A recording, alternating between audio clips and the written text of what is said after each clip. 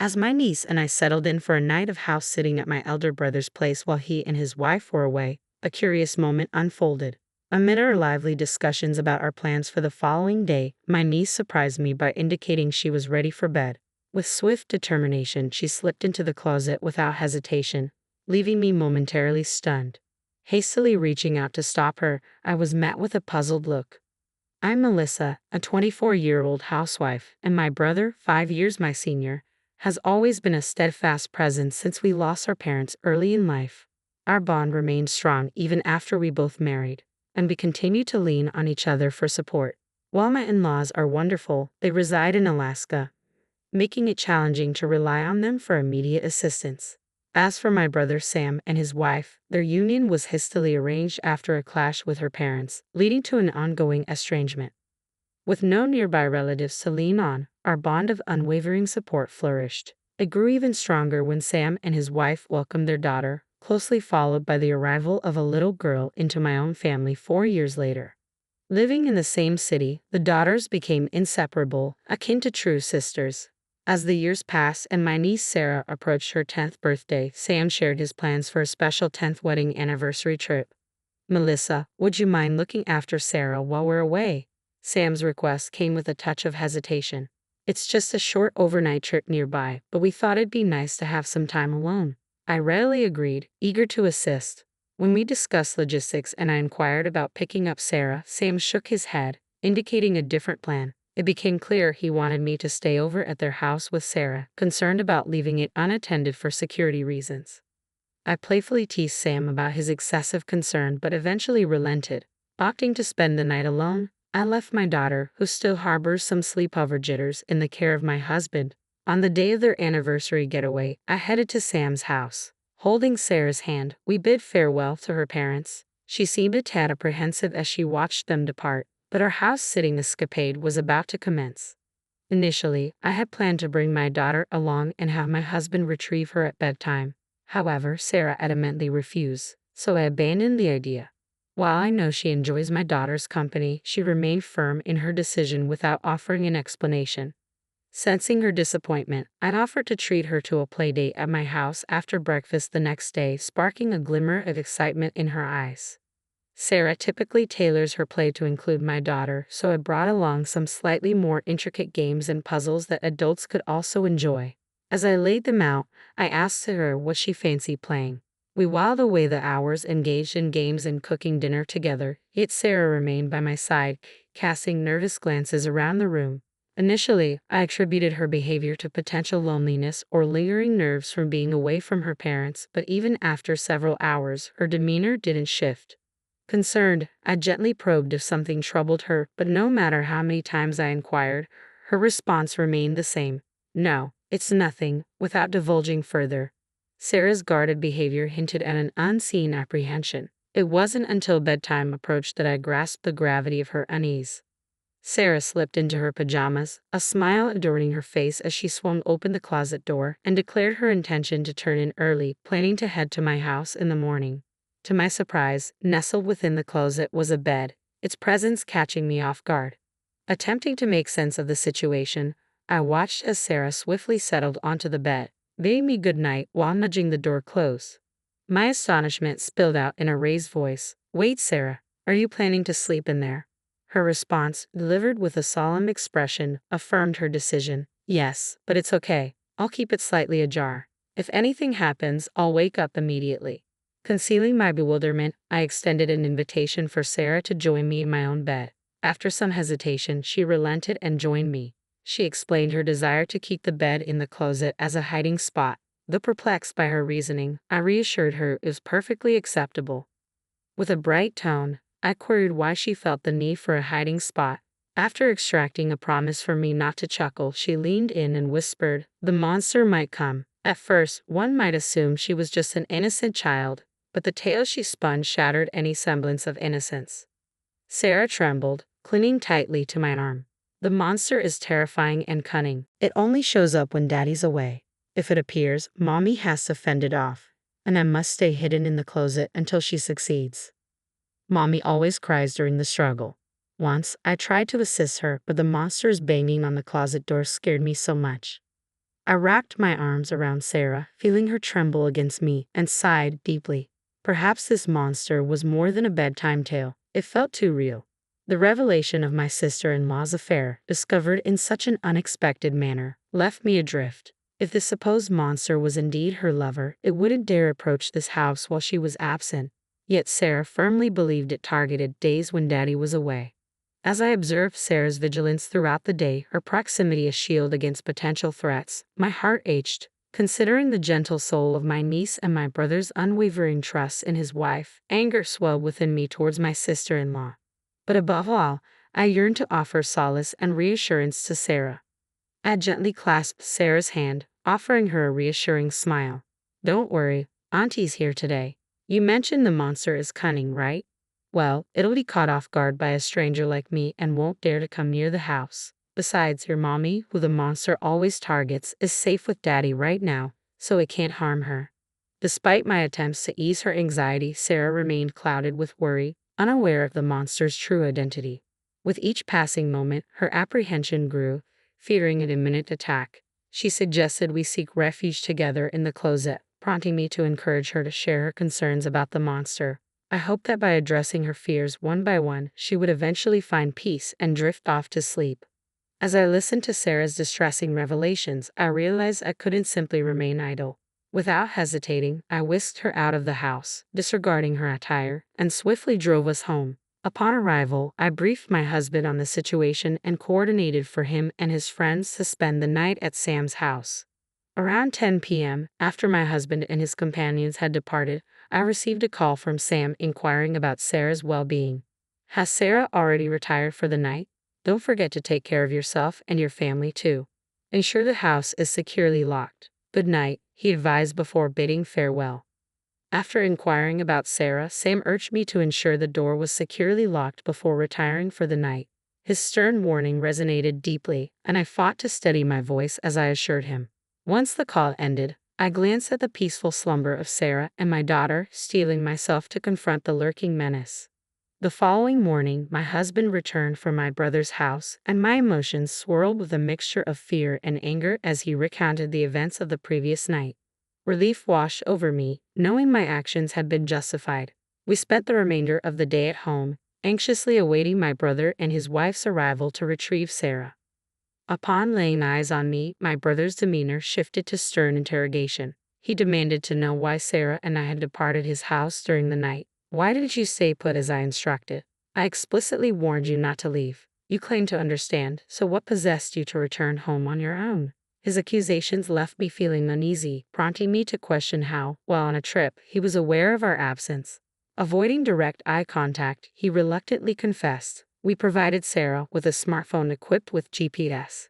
His revelation contradicted his earlier insistence on not leaving the house during our phone call the previous night. If he had indeed monitored the GPS, he would have easily discerned our departure. Suppressing my urge to confront Sam then and there, I maintained a composed demeanor, mindful not to disturb the children in the adjacent room. "By the way, did you have visitors last night?" My brother's tone shifted, his concern palpable. "Two unfamiliar men showed up at your house late. Who are they? Why would they come to a house that's meant to be occupied only by Sarah and you in the dead of night?" His voice quivered, though not from fear of the unknown intruders, but from a different source altogether. As he spoke, it became evident he was treading cautiously, his eyes darting around. "About those men," I pressed for clarification, but my brother's attempts at evasion were interrupted by his wife, Kate. Whether she was anxious about further discussion or for other reasons, she abruptly called for Sarah and declared they were heading home. As Sarah emerged from another room upon hearing her mother's call, Kate seized her hand with an unmistakable force. Abruptly, Sam's demeanor shifted, his words carrying an abrupt finality. "I can't forgive what happened, but we're leaving today," he declared, urging Sarah to depart the room. Despite my efforts to dissuade them, my brother and his wife remained resolute in their decision to leave. Ignoring my pleas, they pressed on without a backward glance. Witnessing Sarah's resistance to her parents' departure, I swiftly drew her close. "What's going on?" Kate's startled cry echoed as she released Sarah's hand, but I shielded the child behind me, creating a barrier between us and the departing couple. Amidst their hostile tirade, my husband and I stood firm, adamantly refusing to surrender Sarah. As they advanced toward us with fury in their eyes, we managed to usher them out of the room, firmly asserting our stance against allowing Sarah to be taken away.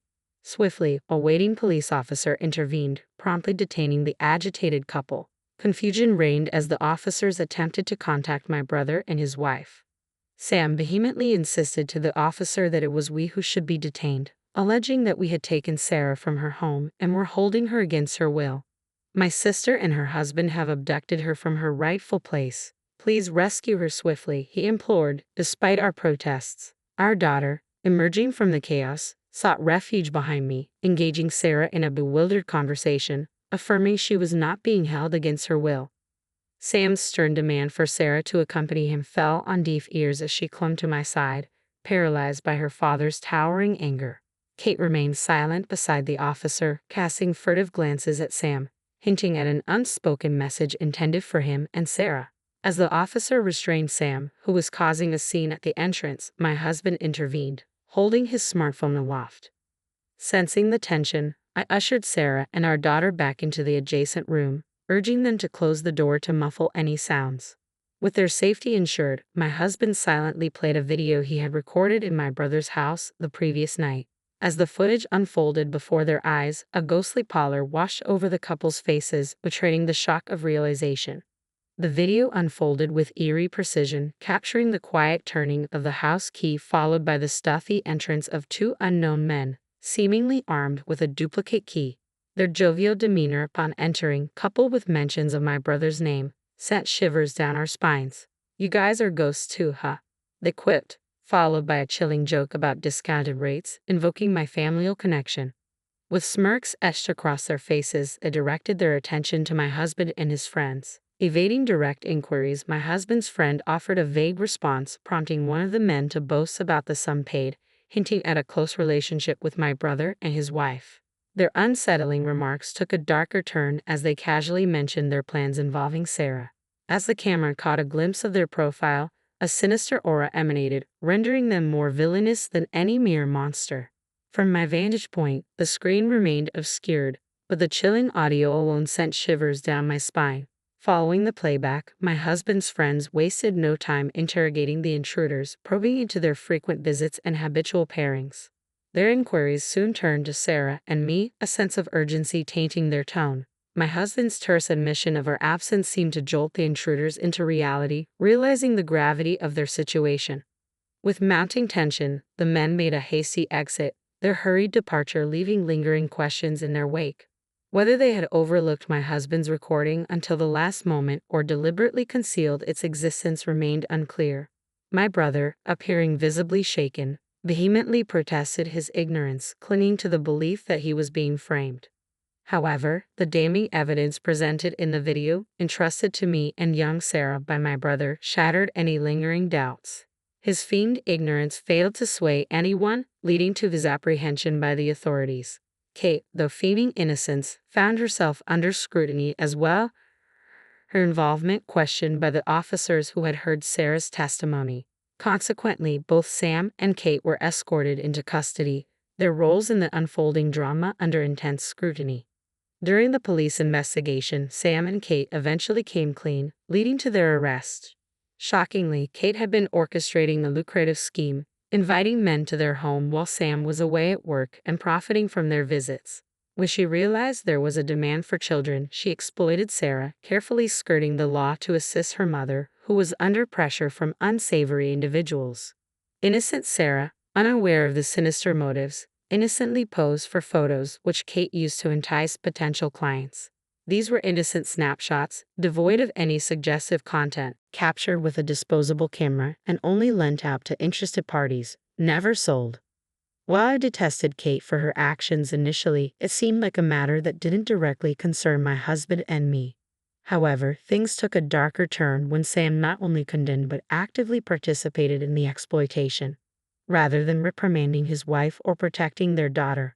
So, instead of addressing the issue, Sam decided to expand the operation, recruiting men to become clients, believing that more employees would lead to increased revenue. With this simple yet flawed logic, he devised a plan to involve me in his business. Knowing I would never willingly agree, he resorted to coercion, using the threat of exposing the photos as leverage. Their scheme took a sinister turn when they carefully selected a day when the neighbors were absent, locking both Sarah and me inside their house. Then, without a second thought, they exchanged their house key for a large sum of money and departed on a pre-planned vacation, leaving us behind. Unbeknownst to them, Sarah, who had always dutifully obeyed their commands, chose to reveal the truth in order to protect me. Despite her limited understanding of the conversations, Sarah sensed the danger lurking around us, and she confided in me, unveiling the nightmarish reality of Sam's household. Faced with this revelation, I implored my husband to capture the perpetrator's activities on camera that very night. Their inadvertent disclosure provided crucial evidence for the police, prompting swift action upon my report. Simultaneously, I notified child welfare services to ensure Sarah's safety. From the vantage point of the police bus, we watched as Sam and Kate were apprehended at their doorstep, finally shielding Sarah from their grasp. Despite being first-time offenders, the severity of their crimes, including violations of child welfare and anti-prostitution laws, warranted their imprisonment. The police emphasized the gravity of the situation, particularly the implications of the stored images of the child, which could never be completely eradicated once leaked online. The chilling reality of their actions struck me to the core as the police relayed this information. Fortunately, Kate hadn't digitized or sold the photos of Sarah and had kept them securely stored, averting any potential leaks. It's baffling to comprehend how my once kind and dependable brother Sam could devolve into such a monstrous figure. Until then, our relationship had been characterized by mutual support, making it all the more frightening to realize how deeply he had descended into darkness. Despite their arrests, I still grapple with the enormity of their actions. Following Sam and Kate's apprehension, the authorities also interrogated the other individuals involved. Initially, they attempted to claim innocence, arguing that it was merely an attempted crime.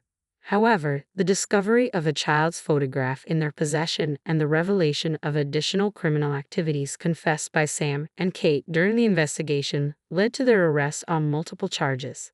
After dealing with the monsters and their associates, our next concern was Sarah's well-being. With both her parents unfit for guardianship and no family willing to step in, Child Protective Services decided to remove her from their care. While this was a relief, Sam and I faced the harsh reality that neither of us had parental figures, and Kate's family had severed ties. We discovered that if we couldn't find a suitable guardian within Kate's family, Sarah would be placed in foster care. After much deliberation with my husband, we made the decision to adopt her. Sarah held a special place in my heart, and I couldn't bear the thought of parting ways with her. Thankfully, my husband shared my sentiment, and we saw this as an opportunity to start anew in the countryside, closer to my in-laws. Moving to the countryside not only provided Sarah with stability but also allowed my daughter to spend more time with her grandparents, whom she adored. She was thrilled to have Sarah as her older sister, fulfilling her long-standing wish. Free from the clutches of her parents, Sarah quickly adapted to her new role and environment, embracing a life filled with peace and happiness.